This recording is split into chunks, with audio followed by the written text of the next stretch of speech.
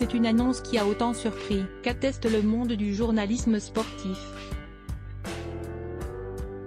Le 28 novembre dernier, Laurie Delhostal, bien connue des amateurs de sport et qui a travaillé pour de grands médias comme Eurosport ou encore la chaîne L'Équipe, a annoncé qu'elle était atteinte d'un cancer.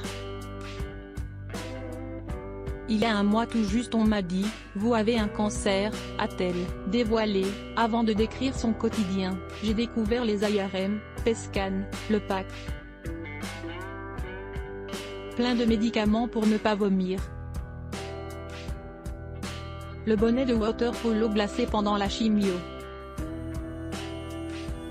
Une période forcément difficile et pleine de contraintes pour la compagne de l'ancien rugbyman Pierre Rabadan.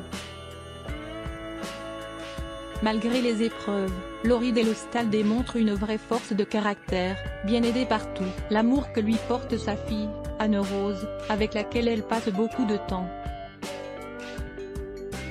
La journaliste doit suivre un lourd traitement pour guérir de son cancer et elle semble beaucoup redouter les IRM, comme elle l'a indiqué dans sa story sur Instagram le 21 février dernier.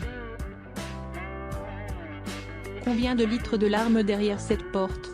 Demande-t-elle à ses abonnés, en proposant deux choix, 72, je ne suis plus une débutante ou 146, je hais les IRM. La story est à retrouver dans le diaporama.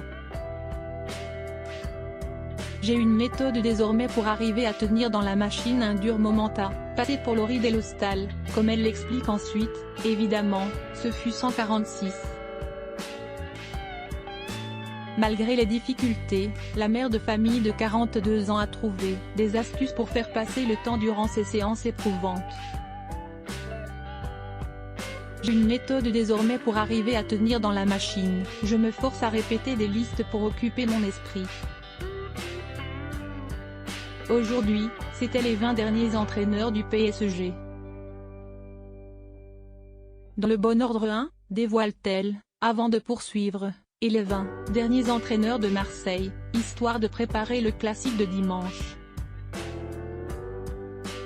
Décidément, Laurie Delhostal a de la ressource et elle met tout en œuvre pour gagner son combat contre la maladie. Malgré la dureté des traitements qu'elle subit depuis plusieurs mois, le moral semble toujours bon.